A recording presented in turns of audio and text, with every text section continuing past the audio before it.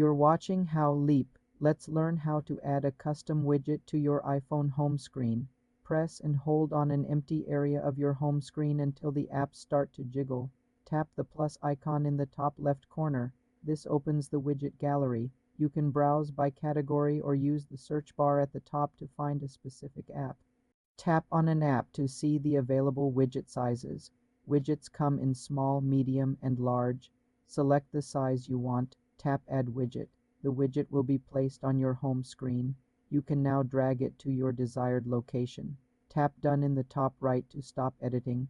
To customize a widget settings, press and hold the widget then. Tap Edit Widget. Some widgets allow you to change the displayed data, like a city for weather or a list for reminders. Make your selections and tap outside to save. You can stack multiple widgets of the same size by dragging one on top of another. Swipe through the stack to see different widgets. To remove a widget, press and hold it.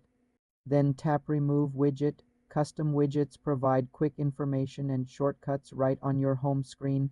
For more simple computer tutorials, subscribe to the channel.